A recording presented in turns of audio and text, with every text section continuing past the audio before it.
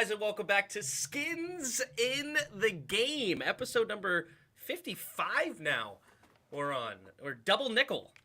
We haven't quite caught you yet, right? You are 50, you're going to turn 58 this year? Yes. So, all right, we haven't quite caught By the your way, age, just but so we're right everybody there. knows, Tim's the reason we're late. Not Tim's by the much. reason that, yeah, I was totally just, well, it kind of was my fault. You started talking about golf, and then I started talking about golf, and then all of a sudden, next thing you know, it's 7:01.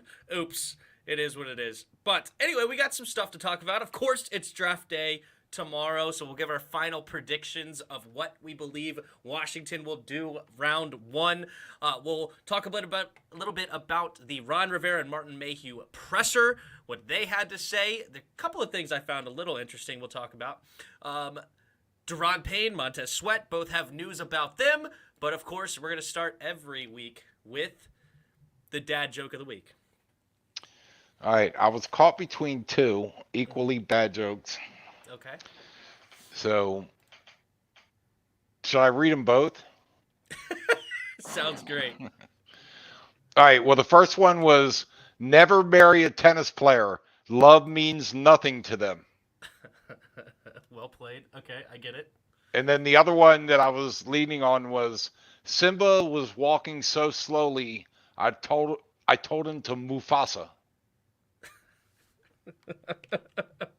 Which Neither one one did you was think good. was better? I didn't think either one was good. That's why. I feel like it's the first one, because there might be actually some sort of weird advice in there that you have to dissect. So it's a joke, but there might be something you could actually take away from it. Maybe. I don't All know. right, we'll go with that. I don't know All right, either. what do you got? All right. So, I like to pull up random stats, and you may Yep. know the may know the answer to this, maybe the people in the chat don't. But there was only one active franchise. And I don't want to make it sound like it's both stats, but the only active franchise that has never had a quarterback throw for 4,000 yards in a season or for 30 TDs in the season. And Has not had. Wait, both or one of each?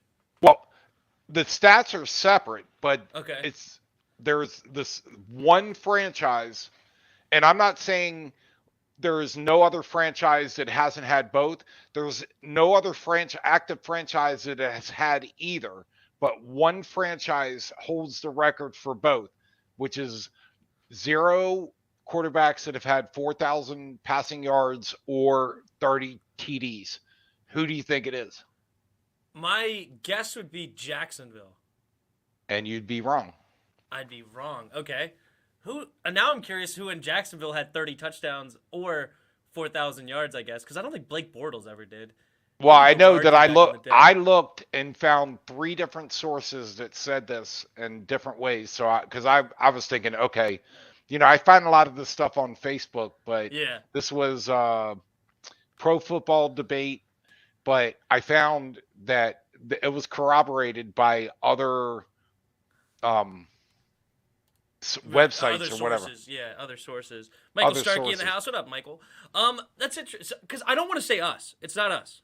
No, it's not Okay. us. Because I'm like, I don't think we've had a 30 touchdown year. Because I think Kirk said it with 29, but I know we've had over 4,000, so I know it wasn't us. All right. So if it's not Jacksonville, now I'm thinking of like who has bad quarterback play for years. Is it the Jets? Nope. Good night. I really don't even know. And So I like will say Carolina this. did, Atlanta, I will say Saints, this. something. Yeah. This is a well-established franchise. This is not an expansion team. Yeah. This is well-established. Browns? Nope. Good night. I really don't. I'm trying to think, and is it the Bears? It is the Bears. The Bears. Okay. And I'm Bears. happy because I thought, you know what? I bring a lot of stuff and you guess it on the first try, and I was happy to see that you had no idea. And like I said, I looked, Rex Grossman never had 4,000 yards. Jim McMahon. Jim McMahon. Um, We'll see if Justin Fields can get there then. They've had talk about a drought at quarterback. Good night. And yet they've been to a Super Bowl before we have in the last 25 years, 30 years. Oh, gosh. What does that say about us? Anyway, that's a good one. I like that one. All right. This is what I decided to put together right beforehand. I was going to talk about something else, but, something about itching, I think. But, all right. So I went back, because this is what I had time to go back to. It's 2010. All right. Which side of the football had more picks more times since 2010? So that would be, 12 years? Because somebody was saying this could be a very loaded defensive draft, and I was curious, is it often one gets way more than the other, or do they find a way to get 16 and 16 often? And so I decided to go through and do this. So which offense or defense had more picks more often in the last 12 years? I'd say defense. All right. It is defense. Yes. And then how many of those years had more defensive players? I don't know. I would say probably 3/4, because I think many teams go for defense because offense is such hit or miss. Mm-hmm. But that's a wild guess. I'm not doing it and I mean, I got a 50-50 shot here, so yeah, it's 6 times, so half the times. But then how many times did they come out with a perfect 16 out of 16, and when was the last time that happened? Oh, but I have no idea. Let's say 3 years ago. And how many times did it happen? Twice. Yes, you're right on twice, but wrong on how many years ago. It was back in 2016, so we've had 5 seasons. This could be 6 if there's more. And they say that there are going to be more defensive players, and when you look at it, it really depends if people reach on quarterbacks or not. So that'll be the difference if they could get closer to 16. But I think defense is going to go more than that. But what's up, everybody in the chat? Roger Smith. By the way, I think we need to play Patrick Hanlon's game. Okay, well, once I get there, I will. Okay. No, I'm just kidding. With Patrick Hanlon's game, I just see. He goes. I got something for what do you got? Who was the last non-quarterback tackle edge first overall pick? Interesting. Who was the quarterback? The last quarterback tackle edge that was the first overall pick? Yeah, yes, not. That's a good one. It's not jumping to me immediately, so I got to think about it. Do you have a guess right now? No, that's a really good question. I'd have to say running back or wide receiver, but I have no guess. Yeah, who was the number 1 pick? I think it was a receiver. I think you might be right on that. I don't have a good guess. It was 1996. Well, I definitely didn't follow the draft back then, so you're going to have to carry us on that one. So, yeah, Tim was 4 years old in 1996. Oh, wait, was it Randy Moss?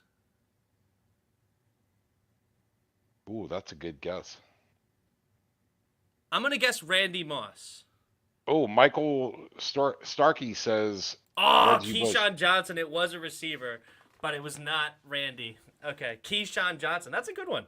That's a little bit of a trivia for you. I like that one for sure. Yeah. So here we go. Roger says, so Daron Payne throwing shade at Ron and Co. What have you guys heard? So that is the first topic tonight.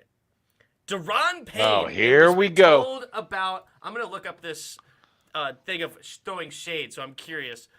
I didn't see this part of it. But it has been said that Daron Payne is not going to get an extension. He is, of course, under contract this year, but not the following year.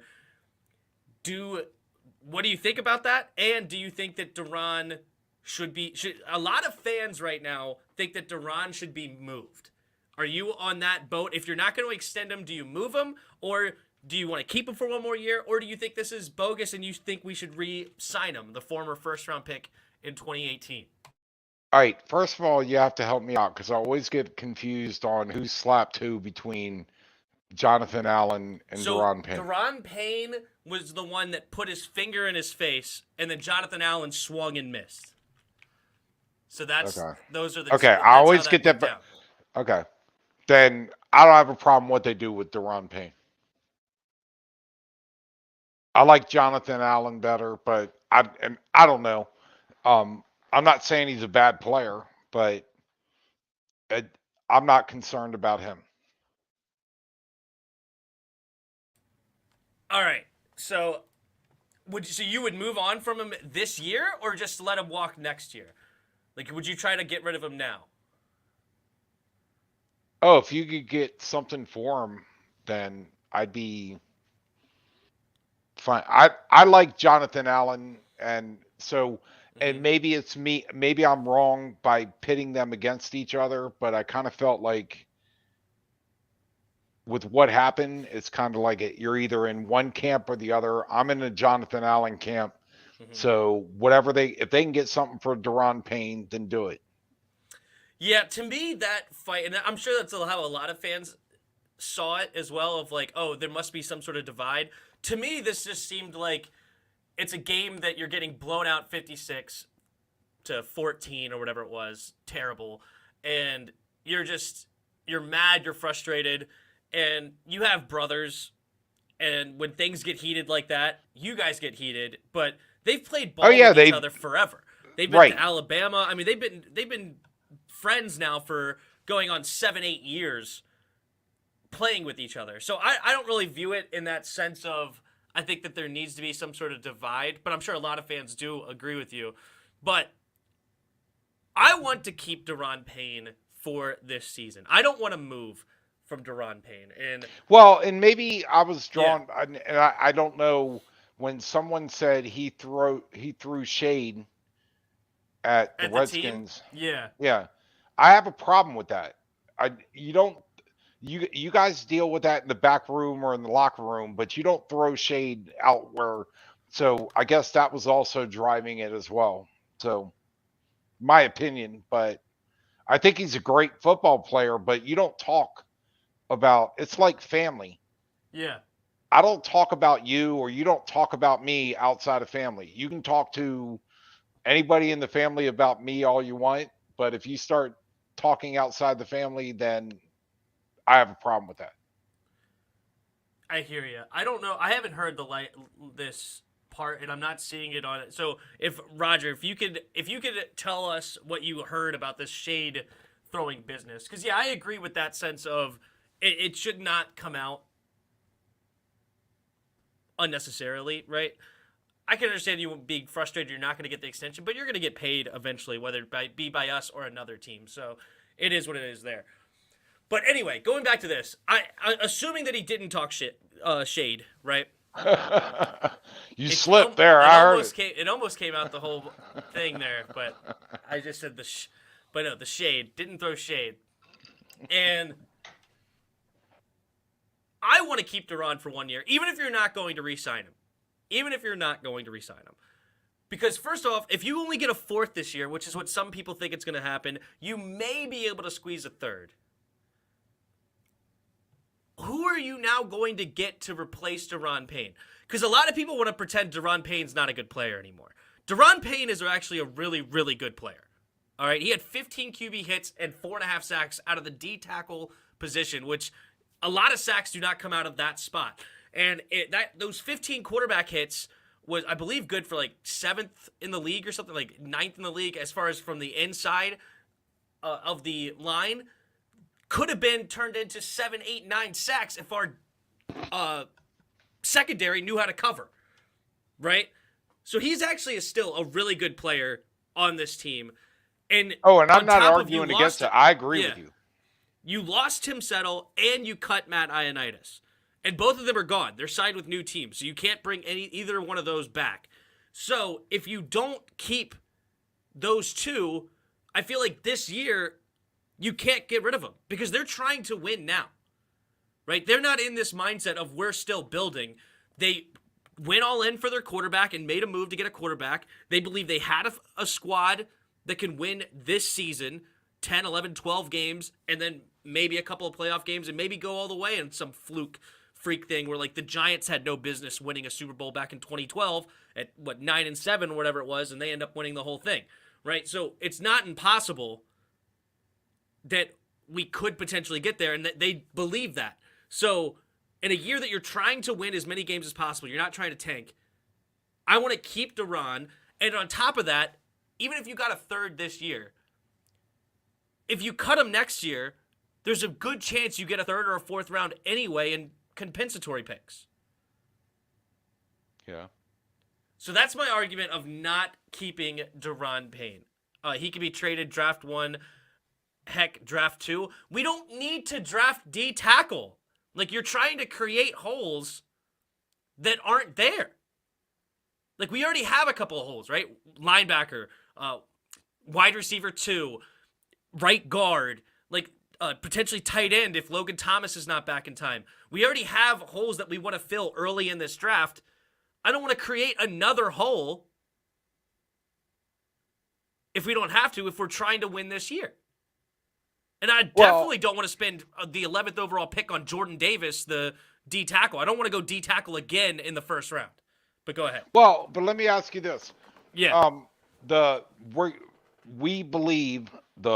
We believe we can win this year. Isn't that the Ron Rivera third year coach, right? It's third, Yeah, right? third year coach, yep. That now, first couple years you get a pass. Now it's the third year. So now you get a little bit, now you become potentially on the hot seat that it usually coaches get 3 years to show progress. So is it we think, or is it Ron thinks that we have to win this year?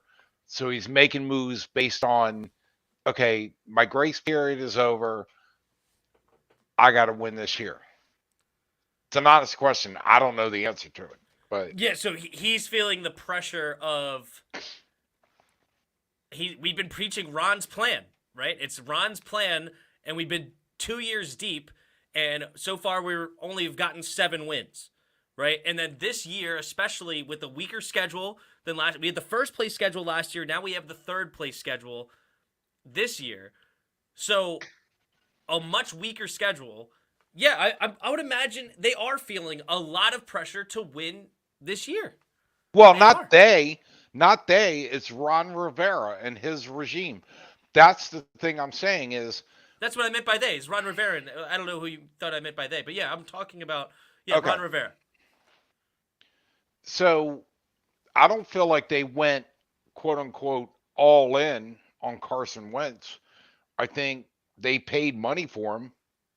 They're going to be able to juggle the salary cap and how they pay it, and it's going to have a lesser impact. But I just feel like Ron Rivera is in that position now where he's like fish. Fish. After a couple of days, in this case, a couple of years, but you Yeah. get my point. After a couple of days, it starts to stink. Uh-huh. So if he's feeling like, okay, I can't sell the building process for too long, so I got to make moves on making me win now. And is that good for the team long term? I don't know. If you were comfortable, if you knew as a coach you had 10 years to get everything right, then I think you make decisions based on what's best for the team. But if you get 3 years, then you're going to start making decisions based on what's good for you as the head coach. Just Fair enough. I just put a poll in the chat. If you could vote, do you like Ron's plan? Because it seems like we have a couple of opposing opinions in the chat, so that'll be cool. So vote on, do you approve of Ron's plan? Well, Skin Them Alive likes it. Rome was not built in a day. Yeah, well, we're far from Rome, right? We just have the ending of Rome, I guess, the collapse, because that just seems to be all we do is just collapse. But I guess aren't we already Rome, and we collapsed? Like we were Rome in the '80s and early '90s, right? Top of the world, and then we already collapsed, and it's now. Did Rome ever get rebuilt? Yeah, it's post Rome at this point. Right. What plan? That answers the question then, huh? Well, apparently Roger's not too bullish on this Redskins team right now. Oh, he's very upset about it. He's been talking about it in the Discord for sure. Yeah, there's parts of Ron plans that I like, and there's parts that I don't. Of course, right? That I'm not Ron, so I'm not gonna love everything he does. And one big thing I don't like, which is massive, is who he hired in the front office. I don't think they're great talent evaluators. I don't think they're good at the draft process, and so Well, he that's didn't a have to big worry no. about that. He has Doug Williams. Well, I think he let go of the wrong guy. Even though I like Doug, I think Doug's okay, but No, I think. Look, I yeah. don't think Doug's touchable. I don't think Ron can touch Doug. You think? Oh, Doug's above Ron in your mind? You think? Just he's untouched. May not be above, but you can't touch Doug. Okay, so Dan Snyder's basically put the kibosh on even letting him out the door. Period. Well, I'm not even sure that Dan had to say anything. Look, Right. let's review. Yep. He won a Super Bowl. Mm-hmm. He's a Redskins through and through. Mm-hmm. He's a black guy. Mm-hmm. So it's just my opinion, but I don't think that Ron thinks that he can make the decision to fire Doug Williams. That would be a huge public Outcry. Yeah, there'd be a lot of commotion in Washington fans of letting him go. yeah, That's he's just untouchable to me. Yeah, I don't know that's what a fair he look. point. I never thought about that, but that's a fair point. Yeah, I don't know what he does. I'm not sure. I know he brought in Adrian Peterson. Adrian Peter. Thank you. And he was like, Without "Oh, I forgot." talking to the coach. Yeah, without talking to the owner. Dan Snyder didn't know he did it, and he's still there. Yeah, true. He's Teflon. That's all I'm saying. And I'm not saying it's wrong, but he's Teflon. Interesting. All right. Well, I said my piece. I don't want to trade Duran. I want to keep him because I think we're trying to win as many games as this year, which I'm on board with. I liked the Carson Wentz move. I know some people don't. So I think that is a way that we could potentially win a lot of games this year and have an exciting year and then maybe a playoff game or two. Who knows? I don't think we're favorites by any means out of the NFC, but the NFC in general is not very good. You have the Rams, you have the Packers with Aaron Rodgers, but they've lost some pieces. You have San Francisco that's still a well-coached and pretty good team. They went to the NFC Championship. You have Tampa Bay with Tom Brady back. And then Dallas is beat up. I mean, it's not like it's a great conference here in the NFC. So all of that on top of it, we're trying to win now. You keep Duran, because he's a good piece to have. Yeah, you're not going to have a third rounder for him or whatever to build towards the future, but we're building for now.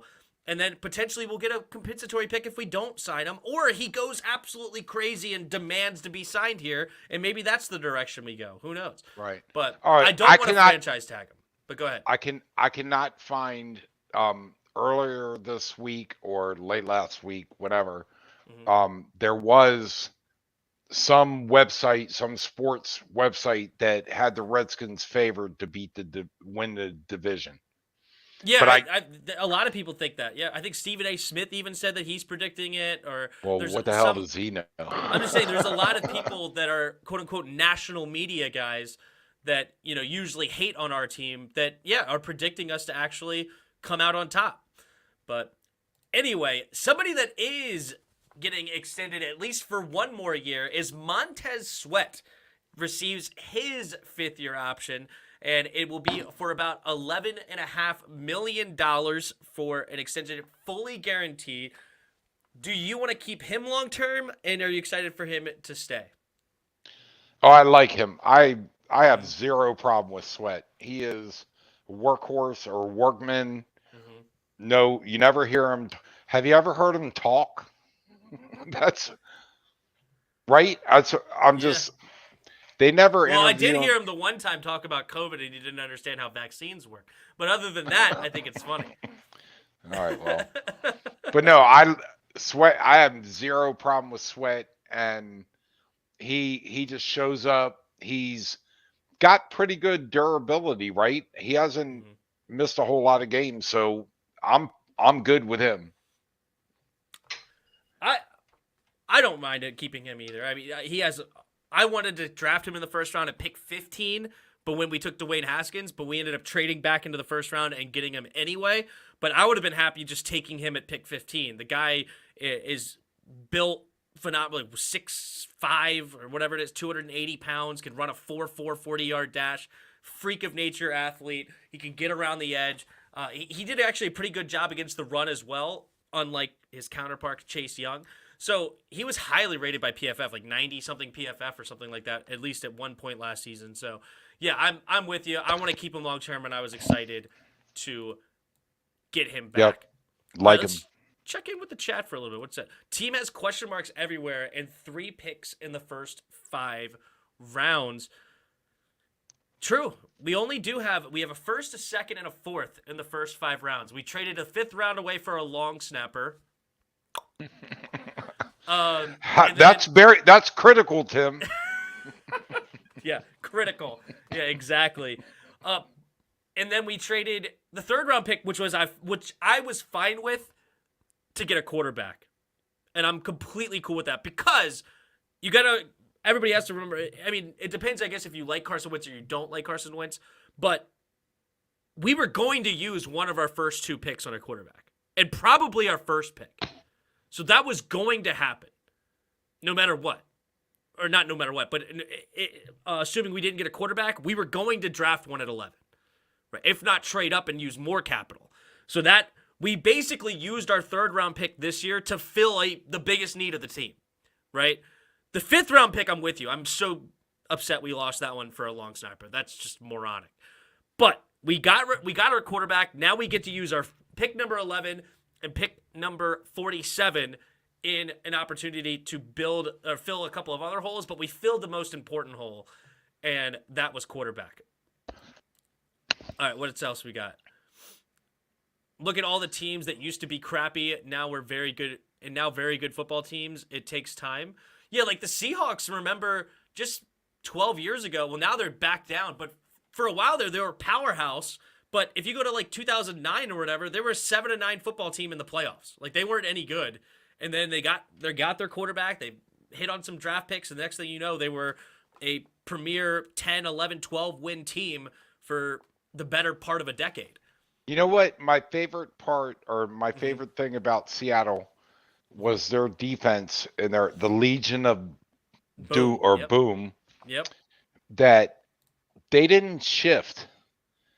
They basically lined up and said, bring it.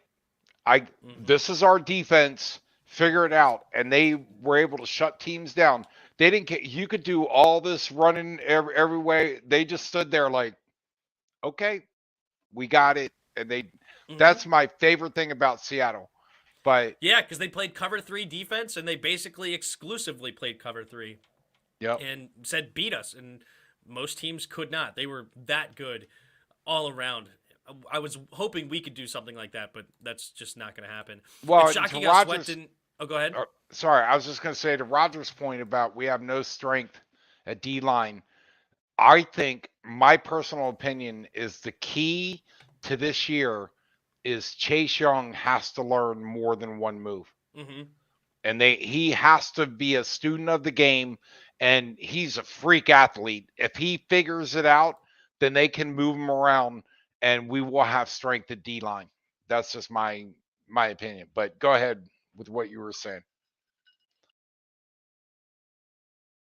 You're good. I guess Sweat is 6'6". I think I said 6'5", but you get the idea. Point is, he's. Oh, you were way off. Yeah, way off. Seriously, it's unacceptable. Because I was also everybody's way off on how tall Draft London is, or Drake London is, and everybody has him listed at 6'5". He's not even 6'4", which he's still a big body guy, but he doesn't have separation. We'll get more into that. But anyway, I think that is going to be a big mistake. I 1,000% agree with you, Nadi. Personal opinion, fair enough.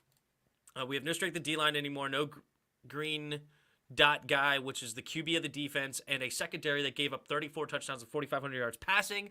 This defense is terrible. The defense was terrible last year. There's no ifs, ands, or buts about it, and we have to hope for some sort of improvement because talent-wise, our defense should be really good. And we don't have depth on the D-line, but our front four theoretically could compete with anybody as far as one of the best front four. Well, and that's what they need is depth because last year they got decimated with Chase COVID. Young, Sweat, both got hurt. Yep. Yeah, and it was like, so we can't really judge the defense based on what happened last year, but they did have the first year that Chase Young came out, they were a serious defense, and the fall off the following year was kind of scary, but I want to give them another chance with, hopefully we don't go through the whole BS of the COVID protocol and 3/4 of your team can't show up and all that. So, but we'll see. Yep. Why do the Redskins rebuilds always take longer than basically every other NFL team? Is because we don't rebuild in the most important position, quarterback, right? We don't do well at getting that franchise guy. Seattle's turnaround was just as much quarterback as it was defense, right? Patriots were pretty good before, even with Drew Bledsoe, but I don't know, like list other turnaround. Like Houston Texans were horrible, and then they turned it around for a couple of years with Deshaun Watson, and then they got rid of Deshaun Watson, and now they're back in the tanker. Hey, right? All I say is Cleveland Browns. Cleveland Browns. Yeah, well, they haven't figured when out have the they quarterback turned it position around? either. Yeah, they haven't figured out the quarterback position. If you figure out the quarterback position, other things start to fall into place. You can't overpay for your quarterback if you want to win a Super Bowl, though. I'm still on that board, but you still need to figure out a very competent quarterback before you could get anywhere significant. So what are you saying, that Green Bay is never going to win a Super Bowl as long as Aaron Rodgers is not even close. They have no shot in winning a Super Bowl with how overpaid they pay. I think Rodgers is phenomenal. Back-to-back MVP. You can't pay a dude $50 million. Like that's 25% of your cap. 25% of your cap is going to one guy. Yeah, that's insane. I agree 100%. All right, Door Gunner. Offense this draft. Our capital on defense these last years needs to show up finally. Door Gunner, this team isn't good enough, smidge under average. Oh, well, I know that Roger has a take on this. So right now we're at almost 50-50 on do you like Ron's plan out of the people that voted. 46% said yes, 54% said no. And how many 13. People voted? 13 votes. Okay. All right, I'm going to set up another poll because it's going to be, defense or offense in the first round or this draft. No. I think you need to set up a poll. Whose draft predictions last week was better, me or you? At one point we'll do that. That'll be fun. That'll be funny. All right. Yeah, that'll be a good one. All right. Let's go ahead and hop in to thank you for your comments. We'll definitely come back to some more of those. Actually, you know what? One question here. There's a question. Let's see what it says. Is the defense really that bad, or is the offense so atrocious that our defense paid for it? That is an interesting point, because as soon as we started running the ball and controlling the time of possession and actually gave our defense time to rest, they improved dramatically against Tom Brady and the Bucs, against Derek Carr and the Raiders. And who else did we beat? The Seahawks, they didn't have a very good offense. And then we beat one other team in that stretch. Whatever the other team is that we beat. Was it Carolina? Yes, it was Carolina. Yes, exactly. But as soon as we started controlling the line of scrimmage, our defense improved a whole heck of a lot, right? Yep. And, we just got torched all year. Didn't matter who we were playing. I mean, the Giants scored like 30 points with Daniel Jones, or 28 points or whatever it was with Daniel Jones against us. So it's not like it was a matter of good defense, bad defense. Or a good offense, bad offense, rather than of what we were playing. It didn't matter who we were playing in the beginning. We were getting torched.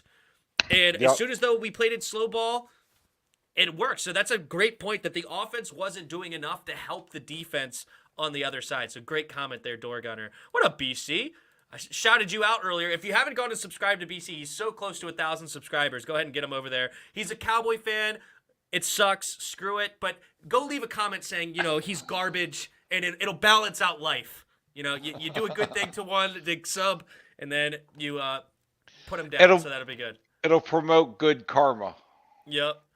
Oh, no, that RSO offense, you don't say we started winning, LOL, but it's a passing league, though.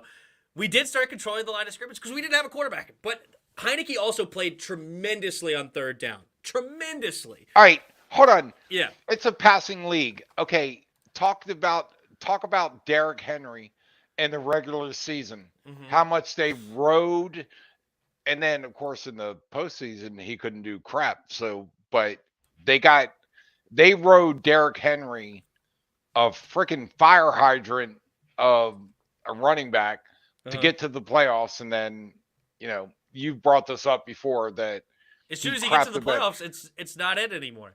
Right. Yeah, instead you have the Rams that basically have no run game because their Cam Akers got hurt. Sony Michel was garbage, and Henderson.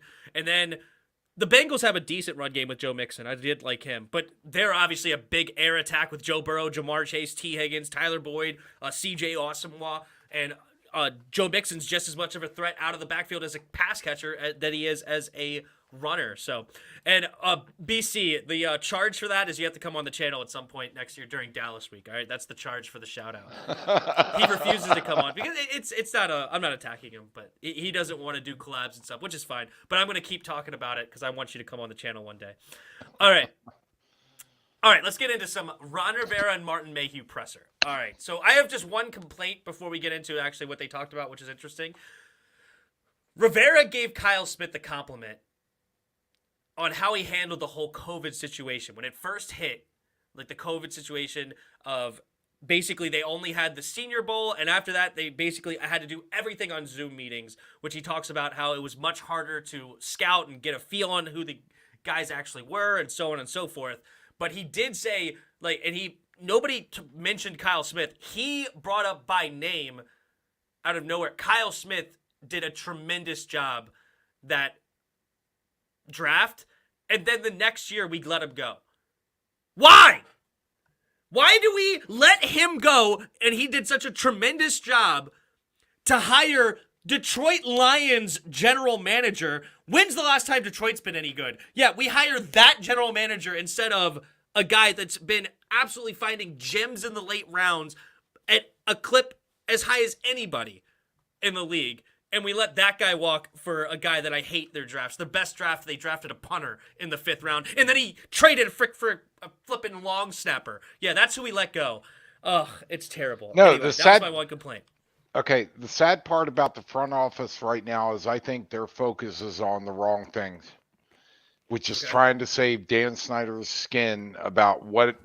And look, I don't think Dan Snyder's going to go anywhere. I would love to see it, but he is dealing with off-field issues, which I'm sorry, has all the front office dealing with that. Mm-hmm. He's not dealing that in a vacuum. So you got, instead of the team, your front office running the team, paying attention to on the field issues, you got, all this stuff. I was going to try to get creative, but I fell short. But you got everybody worried about the perception of this team. And anyway, it's maddening. And I think that's affecting whoever they have in the front office. All right. Well, this is a great segue into my next question. Do you trust this coaching staff and front office to have a good draft this year?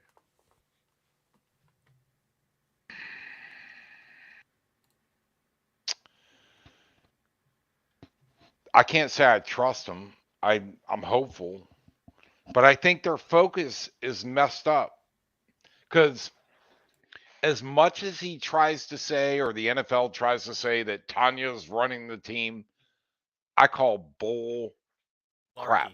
Malarkey. Yeah. That this is, I don't think they're focusing right on what they need to be focusing on. So I don't trust them. Wait, Big Country, what JW rubbing his head? I know the feeling. Good news is you still have your hair. Hair. Being a Cowboys fan and being married caused me to lose mine along all of mine. That's funny. Yeah. I don't know if I trust these people. I don't think so. I don't. I really don't. I don't trust Martin Mayhew. And he could be a great guy, and I don't care. I'm not attacking him personally. But I've seen the track record. I've seen what he does. Jamin Davis. John Bates. Derek Forrest. Trading for a long snapper in Cameron Cheeseman. He drafted Cheeseman. Right? William Bradley King I liked, so that one, I don't think it's worked out, but I did like that one, to be fair.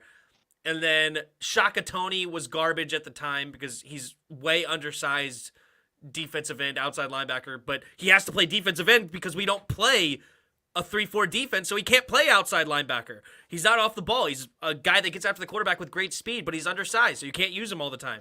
So I have a question. But anyway, I have a question I don't for trust you. it. I have a question for you, Tim. Do you think they're spending the right amount of time and making the wrong decision, or they're not spending the right amount of time to make like they're not putting the time in they should, making the wrong decision, or these guys are 100% in and they make the wrong decision? I think they value personality and like history of them over the talent. And I think they look for quote unquote fits. Ron Rivera's talked about it. I want a guy that's a fit here, not necessarily a great player. It's like, dude, I understand you want to run a certain type of offense and a certain type of defense. I've seen Bill Belichick throw the ball 50 times and then the next week throw the ball 3 times. Yep. You do what you have, and you do what the defense or your opponent is not good at. My favorite story about Bill Belichick was when they played Tennessee, and Tennessee was #1 against the rush. Yeah. And so what they do? The first 20 plays of the game, they threw the ball. They weren't going to attack the #1 rushing defense. They were going to slice them up because they couldn't play the pass. So you're exactly right. Play to your strength. Like Jack Del Rio. It's like, I'm going to play 7, 8, 9, 10 yards off the ball every freaking play. And then you wonder why they're getting 3rd and 4s like that. Easy. Yeah, because he doesn't want to get burned deep. Yeah, or our defense sucks at zone. Sucked at zone last year. Dang it if we didn't play zone 75% of the time. I mean, like, and then we played zone on every key down. A 3rd and 8, we freaking put Chase Young in coverage against Davante Adams, the best receiver in the league. Chase Young is the closest man to Davante Adams. And we're wondering why they score a touchdown on that play. Like, yeah, and it's 3rd and 16, and our defense is lined up 17 yards down the field. You got to draft the best player available. And I'm fine with drafting need. Like, I'm not opposed to drafting need. Like, I want needs on this team, right? Because you can't have 7 great offensive tackles, right? Like, I don't care if they're the best on the board. You can't have 7 offensive tackles at top level, right? So you got to draft need. But this idea of, like, they need to fit our culture in a certain way. It's like, yeah, you don't want to draft, like, Aaron Hernandez or something crazy, like, off the wall, but you don't need a military background, whatever, like, a Jonathan Allen every single time of a Walter Payton of the Year award winner. Like, it sucks. And I think that is probably one of their biggest problems is they draft around what they think the team scheme fits and then also character rather than the most talented individual there. And then you bring them in and make them fit in your culture, but then also use them to the best of their abilities. I feel like that's what the Patriots do best, right? Like, no, we are the Patriot way. You're going to come to practice. You're going to know the playbook. You're going to answer every question. You're going to do everything I ask you to do. But at the same time, we're going to make sure we put you in the best possible spot that you possibly can. But anyway. No, my favorite story about the Patriots with a guy that's not a fit was Chad Johnson. Ocho Cinco. Yep. He lasted a week. Maybe It may have been a little bit longer than that, but it wasn't a season. You're right. I mean, it was like he couldn't figure it out, and they were like, okay, fine, you're out. That, to your point, they were like, this is how we do it. We think you're a great athlete. Come in and do it our way. He couldn't do it.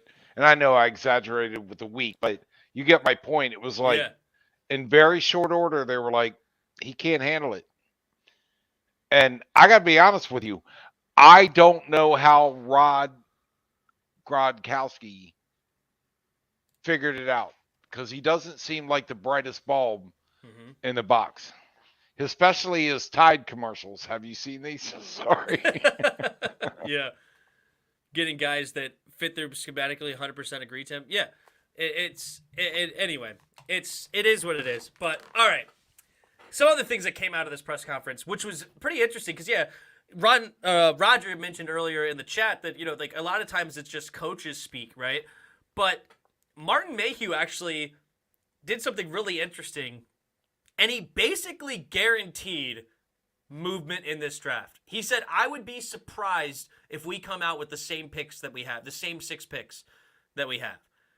Guaranteed movement.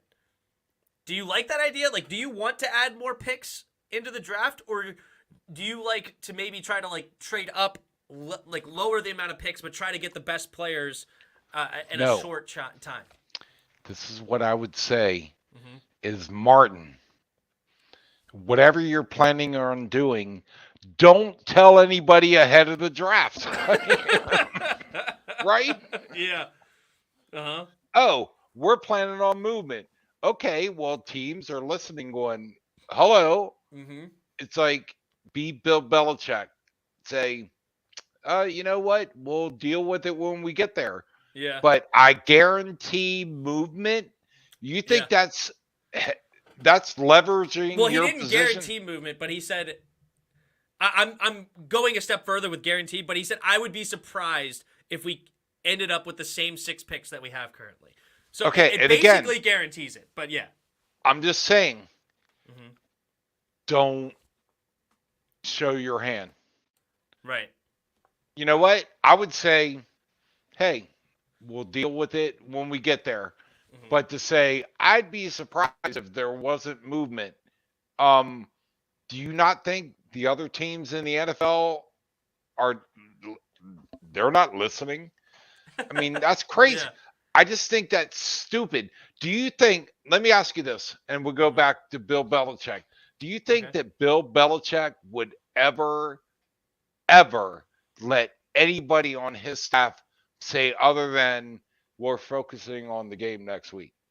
Remember how he always did that? Yeah, exactly. We're focusing on the game next week. Yeah, we're on to the Bengals. Yeah, we're on to Cincinnati. Exactly. But he's actually come out and said, like, he wants. See, this is the problem. That's weakness, because he wants the fan base to like him. So he wants them to think, just like with Vinny Serrato and all the people in the past, they want the fan base to like him and to think, I know what I'm doing. We know what we're doing. Don't be alarmed. It's like, stop talking. Yeah. Say, we'll deal with it when we get there. If you're truly confident in who you are, you never make a statement like that. Pisses me off. Fair enough. All right. I don't disagree with anything you said, and I appreciate you saying that. I thought it was good. I do want to go back to this thing of, however, comma.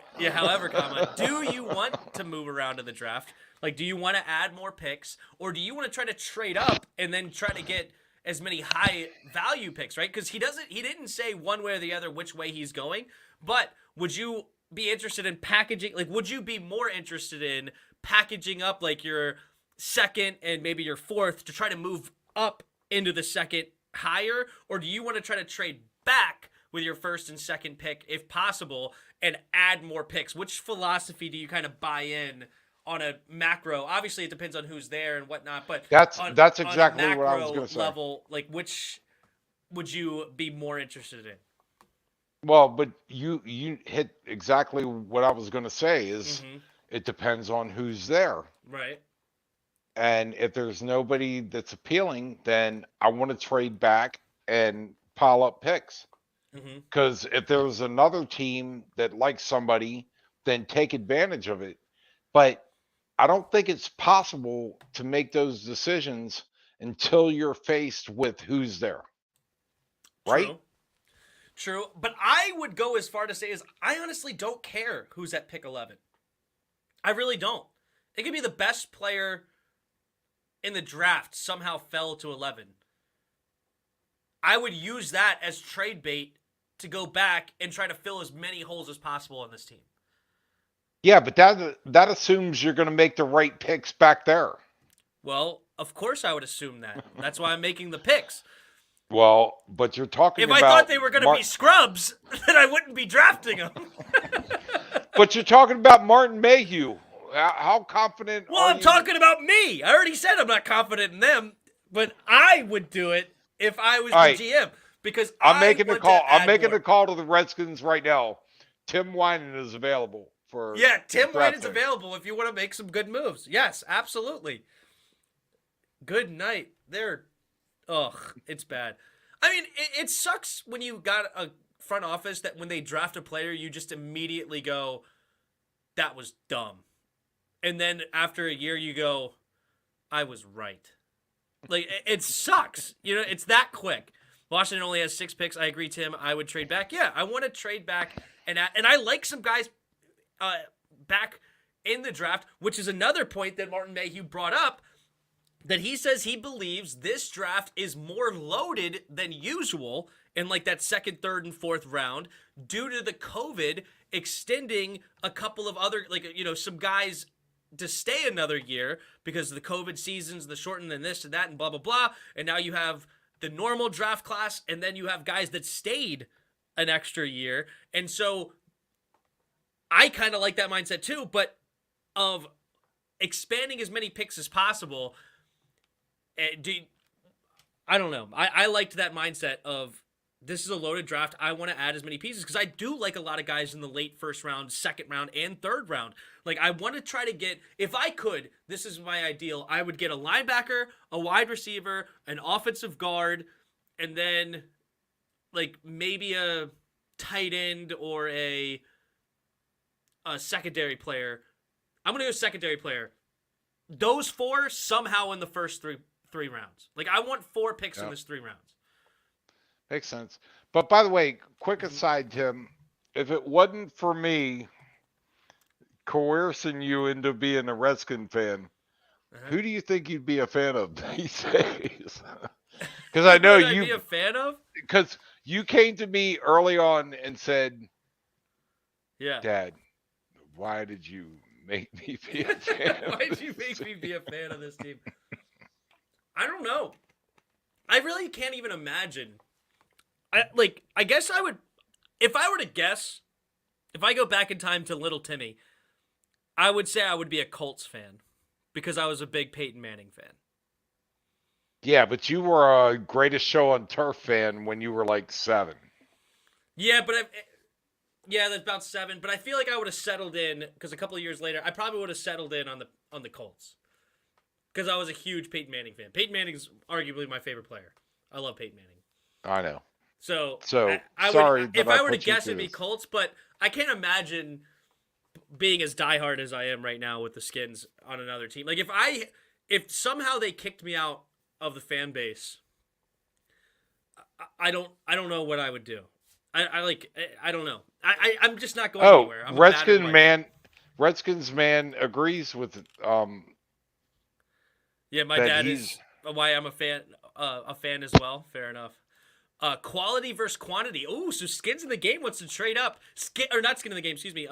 This is Skins in the Game. Skin Them Alive wants to trade up. So Skin Them Alive and Roger are like polar opposites in this chat. It's no matter what, it seems like they always disagree. And that's the fun part about sports. You just find a way to disagree. Washington on a 6 pick. I agreed. I would trade back. I'm with you, BC. Please, Marty's and Ron, not the center from Iowa. He's undersized and may never be a quality right guard. Please don't take him at 11. I want that. If we take a guard at 11, I'm gonna puke. That's just. Oh, please don't take that. Please don't. No, if we pick at 11, I want a wide receiver. Yep. All right. Here's one last thing from the presser that I found interesting. Ron Rivera talked about wanting to get leads in games, which then helps their pass rush and defense in this last presser, right? And a part of you says, duh, right? Of course you would want to lead.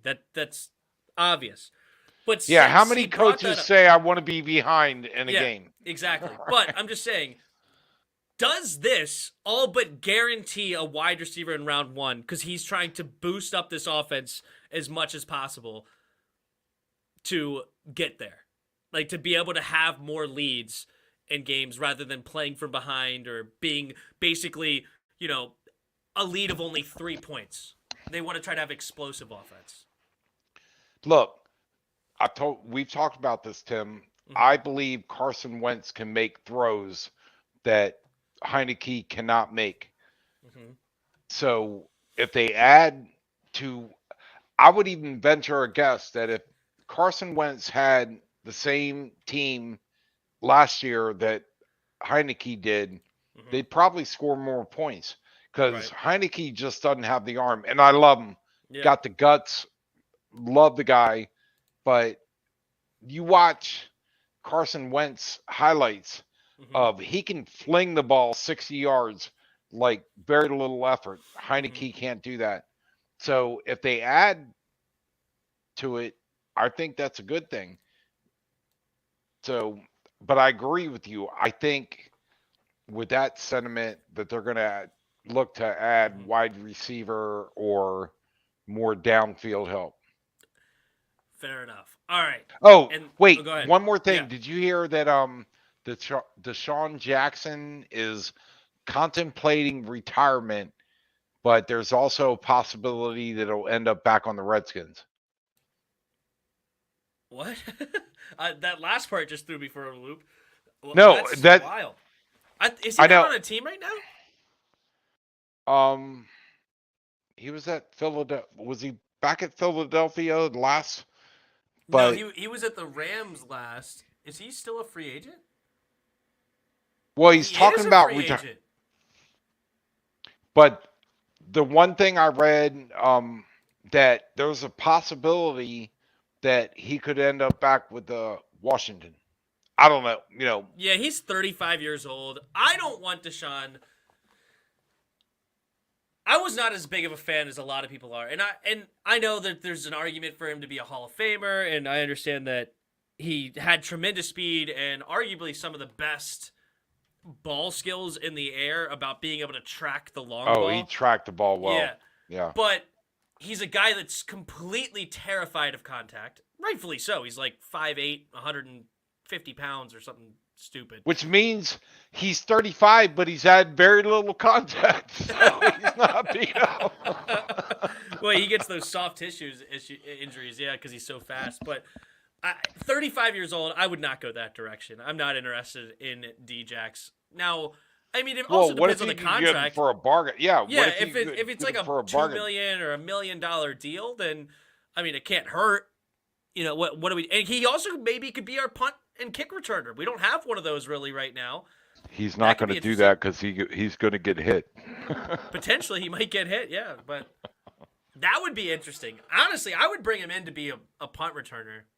If he would do that, and then also be like a gadget guy on 5 receiver sets to be able to go deep, I would do that. So I just read that last week. I thought it was interesting. But he's still saying he's still contemplating retirement. I'm not sure if he's going to be back. But, the contemplating retirement means my name is in the news. So. Yeah. But anyway, Go ahead. No Move on punt along. returns? Well, he did have that one punt return against Dallas that absolutely royally ticked me off, where he ran backwards like 30 yards and then ended up fumbling it and cost us the game on a Monday night. That one really upset me. But he does have some high-level stuff. And that's another thing. I hated his, like, refusing to put the ball in the end zone sometimes. Like, you think of the classic one where he threw it behind him and he didn't get in. But there was also the playoff game where all he had to do was reach for the end zone. Instead, he holds it way back here. His whole body is in the end zone. And instead it's no touchdown because he doesn't take the ball into the end zone. It's just stupid stuff like that.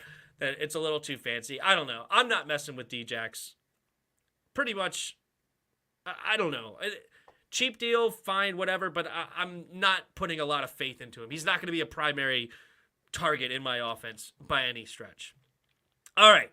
We're down to the final four, it seems like. These seem to be the final four that is going to be our first-round pick. All right? I'm looking at my picks from last week to see if anybody...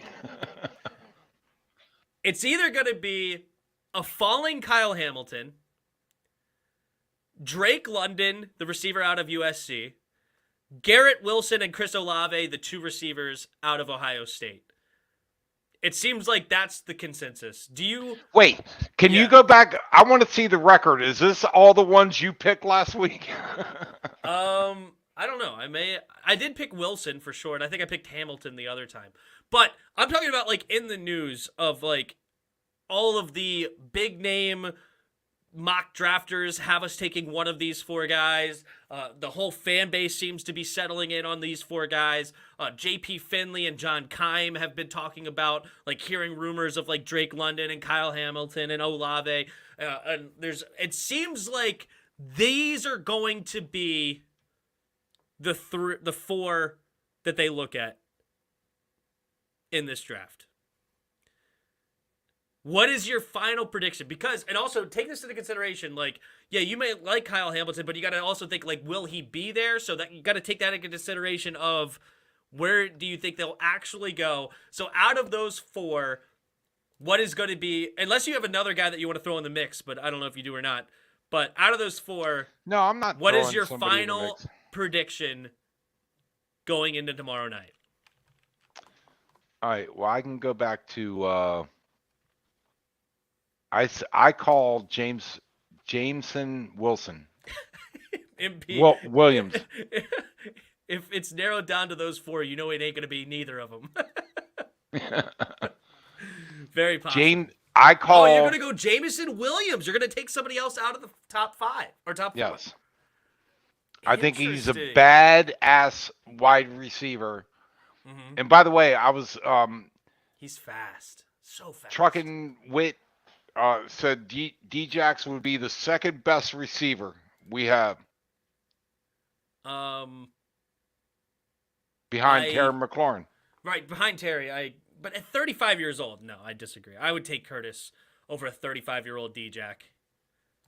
Personally. All right, so what are we betting I would say third that best. Williams is drafted at number 11 by the Commanders? I'm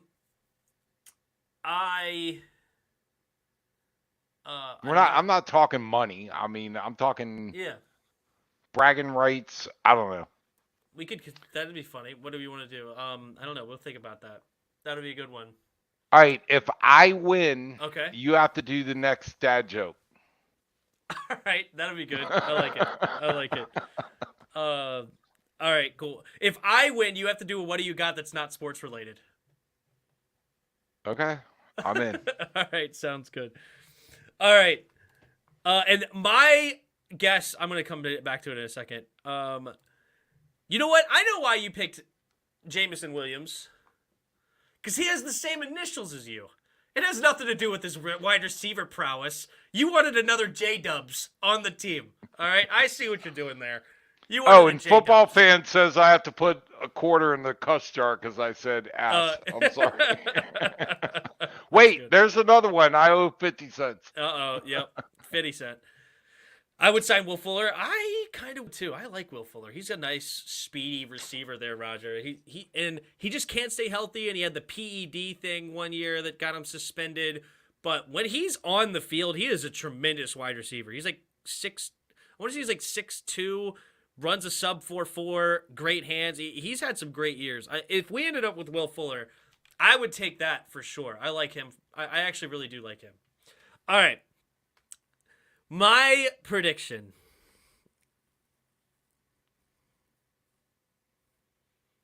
I'm doing a drum roll if you can't hear. I can see you. A part of me wants to go with who I want, and then a part of me wants to go with who I actually think they're going to take. But it's a prediction. So I believe that the Washington Commanders are going to take Drake London, wide receiver out of USC. And let me tell you, I'm going to be so mad. I'm going to be so mad. Like, beyond mad. It's going to be the worst possible pick outside of quarterback and offensive guard. Like, this is the worst pick they could make. He's not even 6'4", so a lot of people want to say he's 6'5". He's not even 6'4", which it's nice to have a big body, but he's slow. He's so slow he refused to run the 40. He knew it. He knew he was going to do a bad... No, I'm not running... You can watch the tape. The tape doesn't show speed. The tape shows he's a guy that gets covered every dang play. So why do you think they're going to pick him? Because he's a guy just like Josh Doxson that goes over top of people and catches it in college, and he makes it look spectacular. But then at the next level, he's going to get freaking toasted. But they also took guys such as, what's his name? Kelvin Benjamin. They took Devin Funchess back in the day. Two guys that never panned out really at the next level because they were big body receivers. They already have speed, so Olave and Garrett Wilson is not somebody they're really desperate for because they already have Terry McLaurin. They already have De'Ami Brown that's a 4.4. They already have Curtis Samuel. So they want to get somebody other than what they already have. And I think it's going to be a terrible, terrible pick. Skin Them Alive says he won't be there. I pray some idiot team takes him ahead of us. I pray that somebody does it because that would be phenomenal. Like, it's just... Djax doesn't sound bad now, huh? Give me Djax over this guy at pick number 11. Like, oh my goodness. But Tim that's would my give prediction. up. Okay. Tim would what? I was going to say, you give up 2 picks just to have him pick Djax over this guy. Yeah. Oh my goodness. Oh, it's going to be bad. Yeah, we're bowing out of the draft. All right, so out of 19 votes, offense only won 53% of offense or defense. I guess I wasn't specific enough. I guess if you weren't in when I asked the question, you don't know exactly what I meant by this. But it's fine. Offense won. What exactly did you mean? I meant which one are we going to be drafting? Which more likely are we going to be drafting? So, Olave at 11, I hope so. I would take him over. Because an interesting comparison to Olave that a lot of people aren't talking about, but I was talking to my buddy Jake, and he said DJ Moore out of Carolina, which I would love Chris Olave. I hope they do. I'm kind of going with, I'm picking Drake London because they love to prove me wrong, so I'm hoping they prove me wrong again. But I prefer Garrett Wilson. Garrett Wilson is my preferred pick, even though I hate first-round receivers. But I'm kind of resigned to the fact that they're going to take one, so I would go Garrett Wilson, but I would like Olave. But, okay, so you're not a receiver first round. Who would you, if you had unrestricted, not thinking about who or what, who would you pick at number 11? Who do I want at pick number 11? And I had to stay at 11. I would go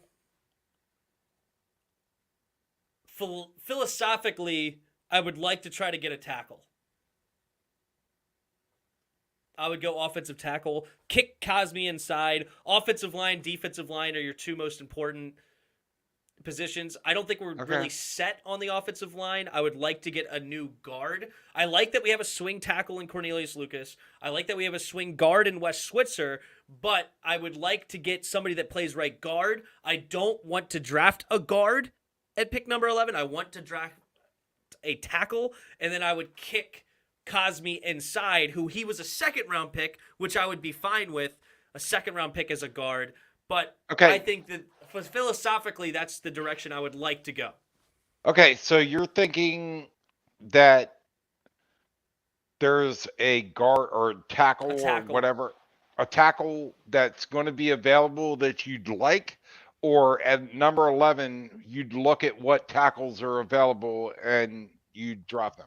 Yeah, there's a couple of interesting tackles. I forget his first name is. It starts with a C.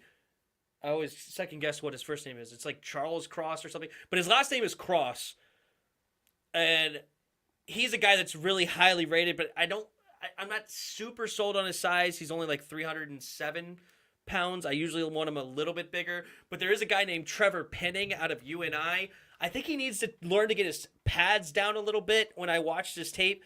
And he's huge. He's like 6'7", 325 pounds or something like that. Super highly rated on PFF, like 90, like the highest rated player in this draft might be Trevor Penning. But he's a massive human being, and with our offensive line coach, which I think is one of the best offensive line coaches in the league, I think he would get him coached right immediately, and he could make a huge impact. So Penning's a guy I would look at, and then I guess that was my question: is do you have a target at tackle at number 11, or would you, at number 11, if you had to pick there, look across at what tackles were available and pick one? Or would there be a point? So, like, even if he's rated maybe as my 20th best player, would I still reach at 11 because of position? Is that what you're trying to get at? Yep. The only other player that I would get off of that, I kind of like that idea, honestly, still, because I think that first-round tackles, when you look around the league, your tackles are typically coming out of the first round.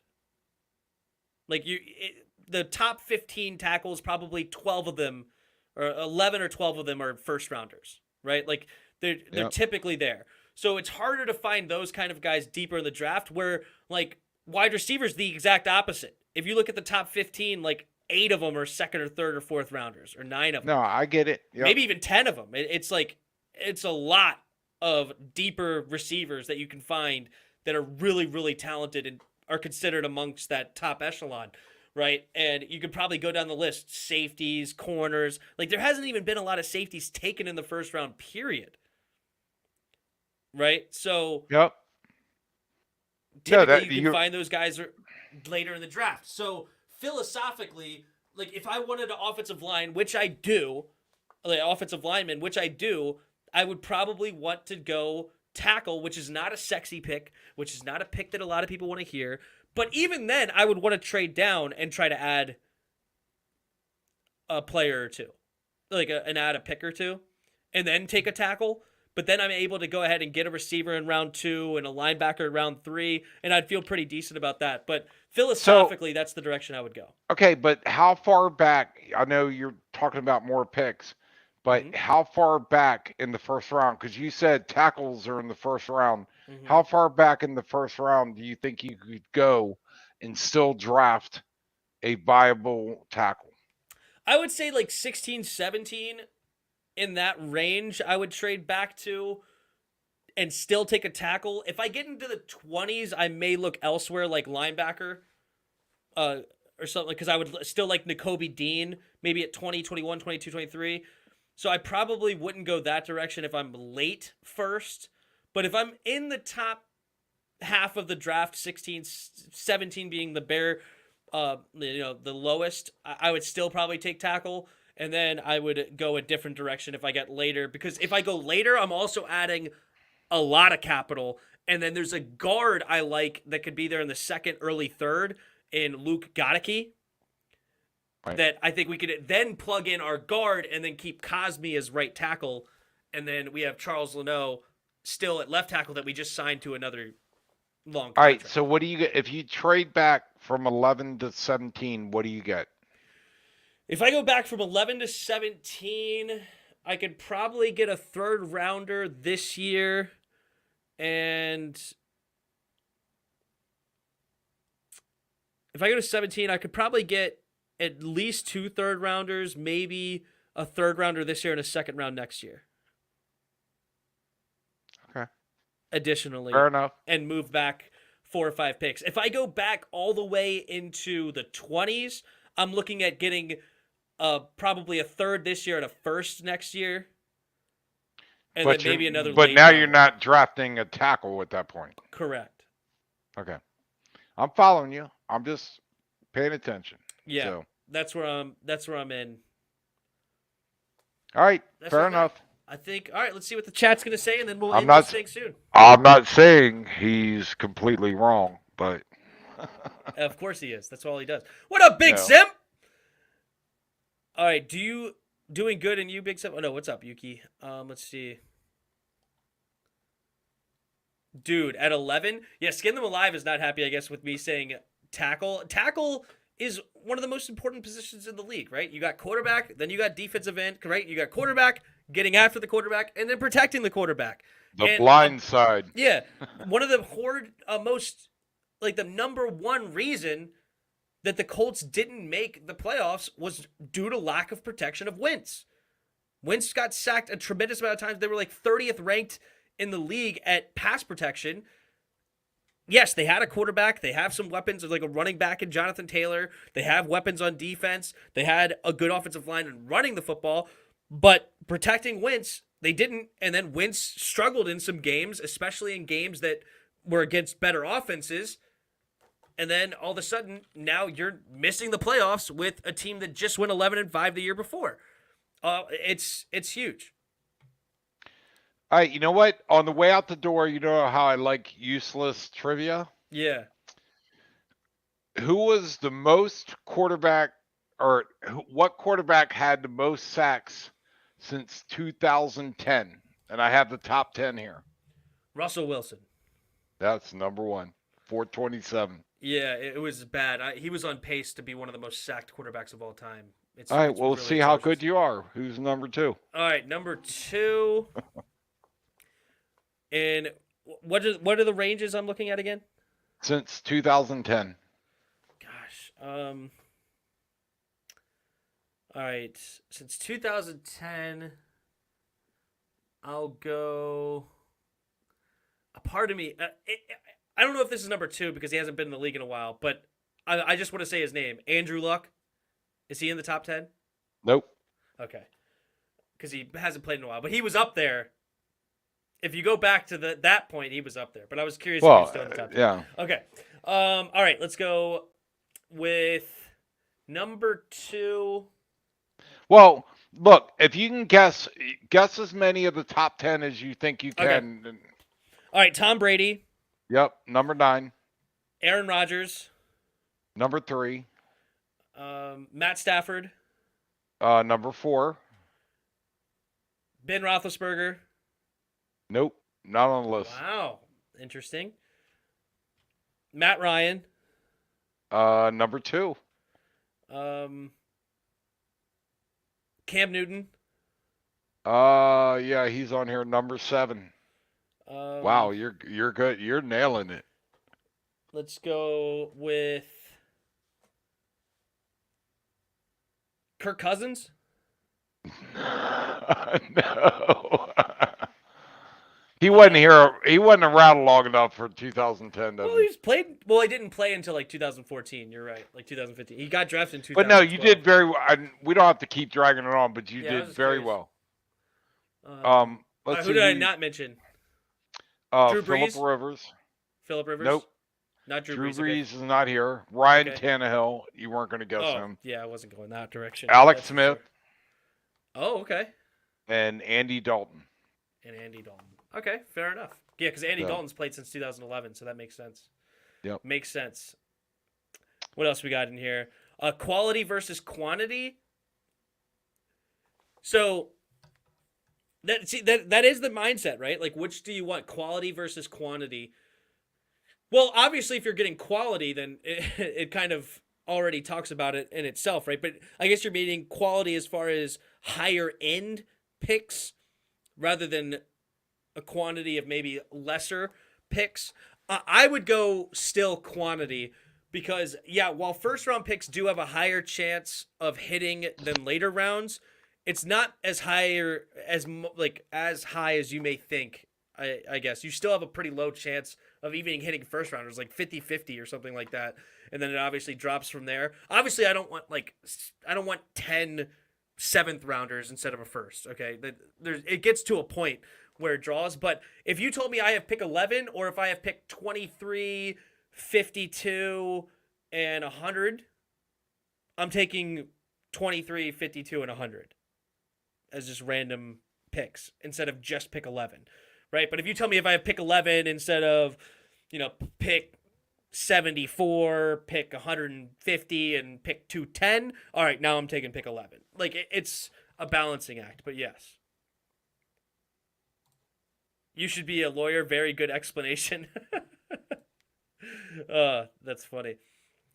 Oh, yeah, I almost forgot. We didn't get anything for Trent either. We did get a third and a fifth. We got a third and a fifth. And that's more than what you're going to get for Deron Payne, so you're going to still say we got nothing for Deron Payne when we trade him for a fourth and a seventh. So there is no value for Payne. There's no value. There is none. Okay? Same thing, there was no value for Brandon Sheriff. Everybody wanted to trade Brandon Sheriff. There was no value for Brandon Sheriff. You weren't getting a second-round pick for Brandon Sheriff. You may have gotten a fourth or something stupid like that, right? No, you instead got one more good year out of him. You let him walk, and now we may get a compensatory pick because we were so quiet in free agency, right? We didn't make any moves in free agency. Everybody's talked about it. We haven't done anything to sign any big-name free agents.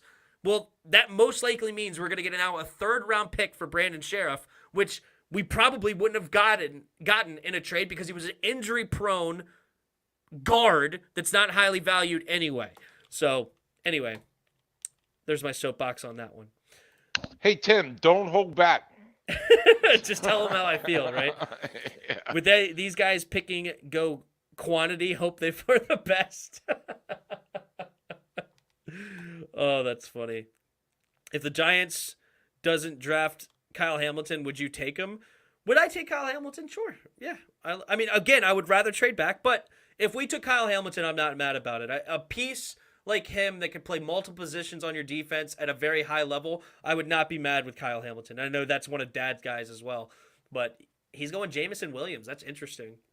I don't think we even met with him. That would be a really off-the-wall pick as far as, like, they really kept that under wraps, which would be impressive for them, actually. Giants are going to draft Cross. I think they're going to draft Iquanu or Evan Neal. Whichever one. One of them is going to fall to pick number. They have pick number 5, I think. One of them is going to fall to that pick. And whichever one's there, that's who they're going to take.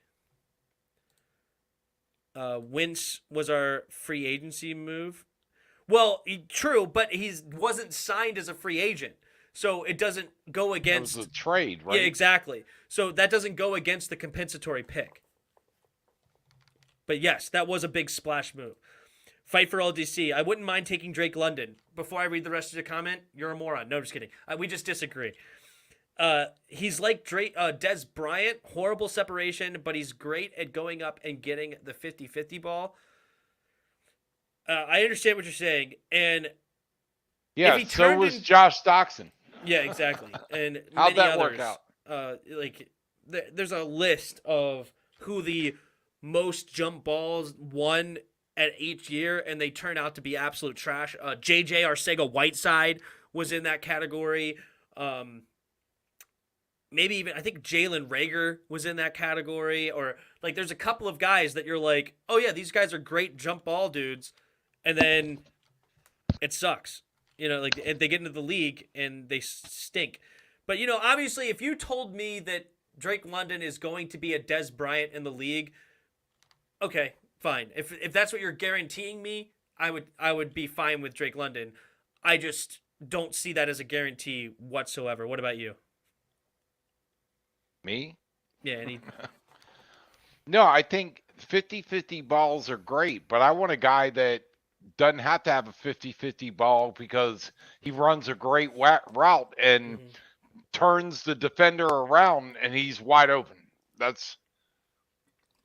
Or can get away from him like a Jameson Williams. Jameson Williams, to me, just to go off, since he's your pick, Jameson Williams is a guy that's a little bit taller than Deshaun Jackson.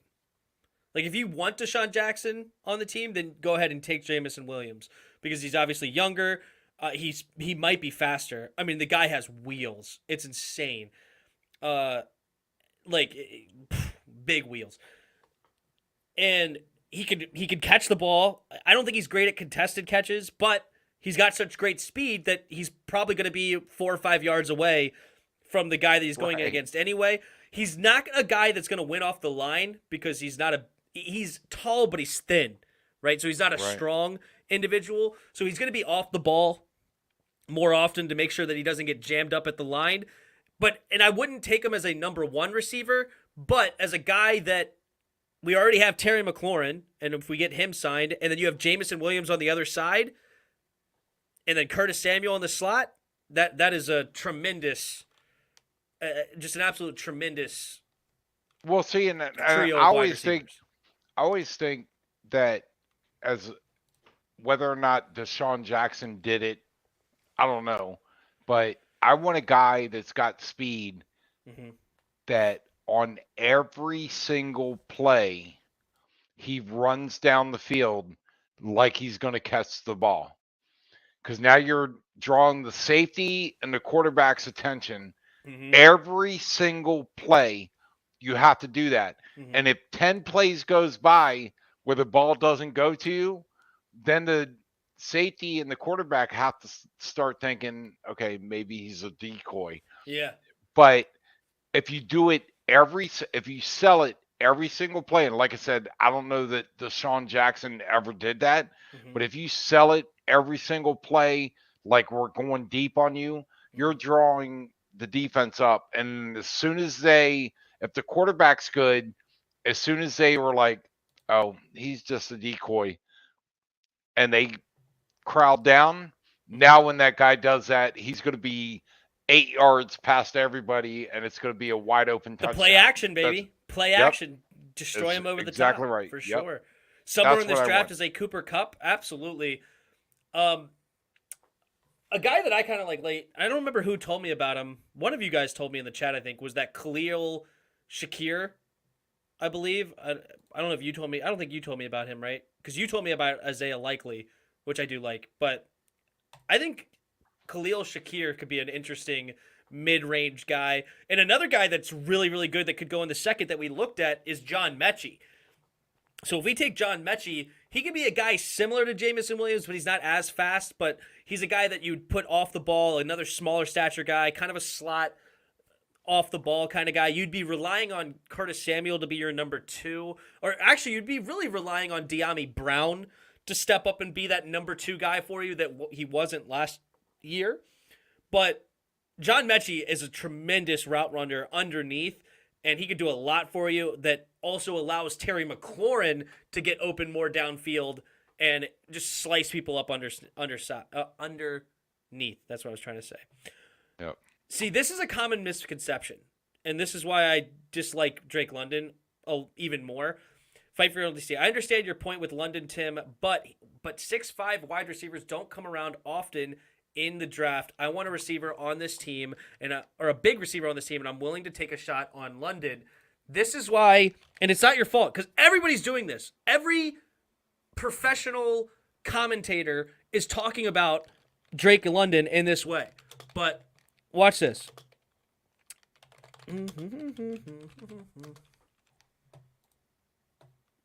Let's go. Yeah, we're going to go right here. Let's go ahead and share screen. Share screen.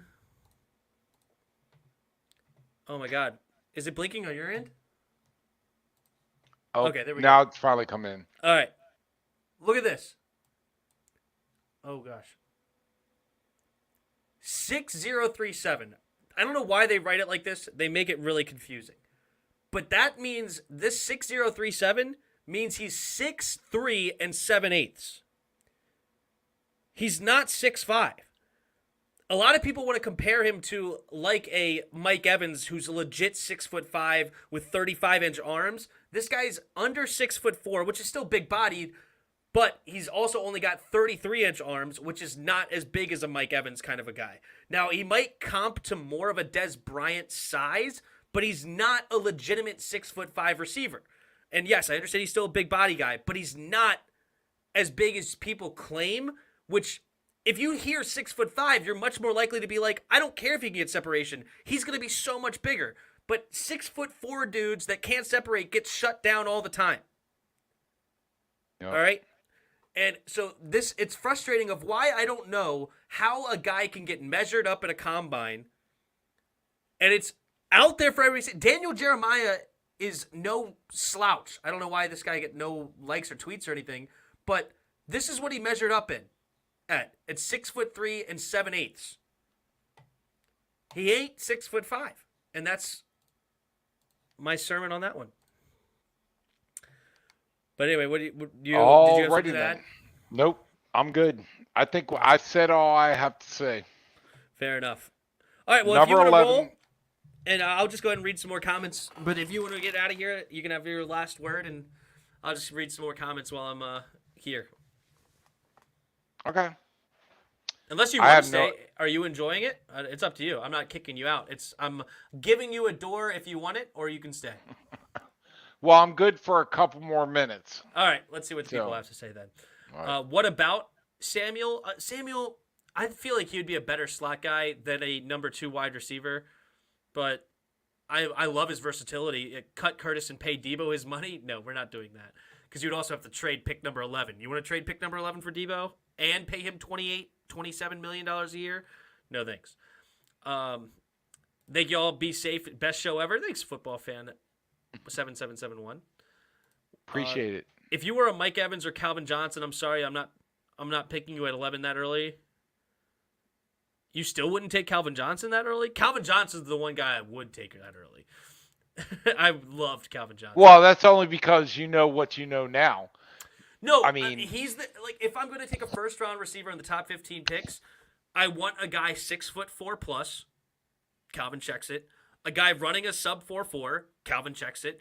Catch radius, like an unbelievable catch radius, Calvin checks it. A tremendous vertical, Calvin checks it. Like a route runner, Calvin checks it. He checked every single possible box you can at the receiver position. If you get that, by all means, take him top 10, right? Maybe even top 5. I mean, that's a guy that is insane kind of a dude. Well, and my only question was, did we have all those metrics on him at draft day, or did they figure that out after he took off?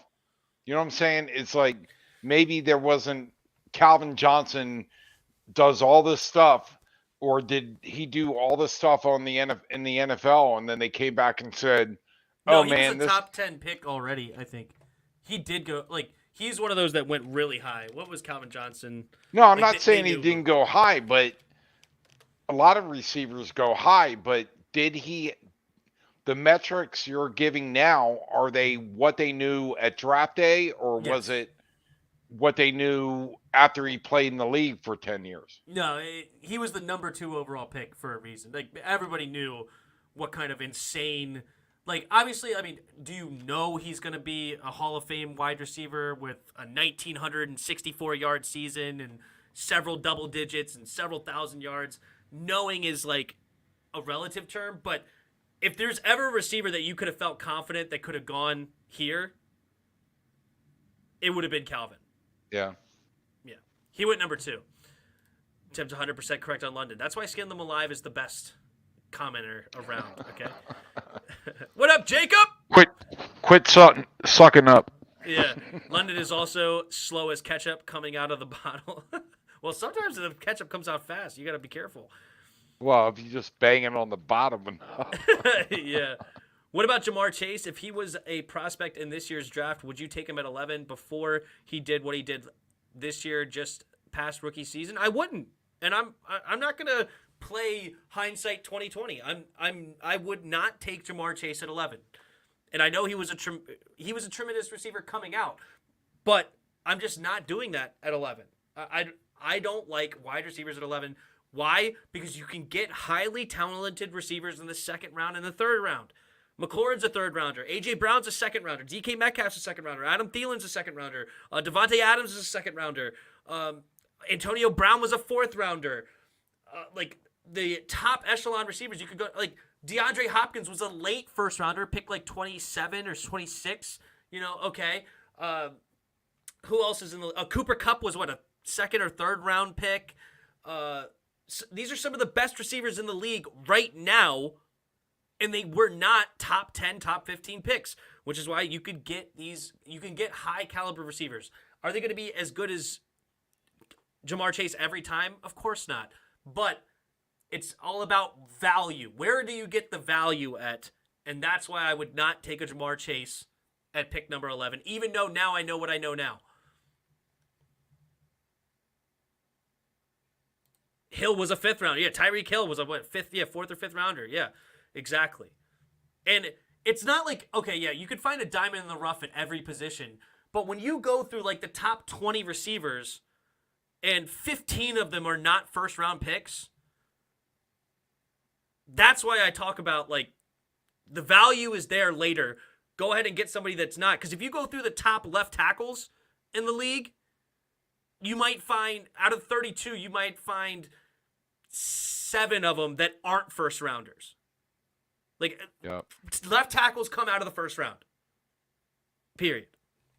So that's where I would go. But it's not to say that these guys can't succeed, right? OBJ was a first rounder. AJ Green was a first rounder. Justin Jefferson, CeeDee Lamb, Jalen Waddle, Devontae Smith. Like, these guys can succeed. It's just the value is what I'm looking at. But anyway, all right, you got any last things? We're going to get out of here? No, I'm good. Awesome. I'll just say thanks to all the comments. You make me laugh every time. Absolutely. So, thank you guys so much for hanging out. It was really appreciated. And thank you for being here. It was fun. Make sure you hit the like button. Make sure you subscribe if you are new. We will be live for draft coverage at 7 p.m. tomorrow. We're going to have some fun with Jairus is going to join us at 7, and Protech and Corey from On the Warpath. So we'll go ahead and do some last-minute mock drafts, some first-round mock drafts. Maybe we'll do, we will alternate every fourth pick. I don't know how we're going to do it yet, but we're going to do some mock drafts starting at 7. The draft starts at 8. The first pick probably won't be announced until 8:15, 8:20. But I know there's a ton of other people doing the mock drafts or doing the draft in general live on their channel. But if you want to come hang out with us, we will be live and having some fun. But thanks, guys, for being here, and we will see you tomorrow. And until next time, see ya!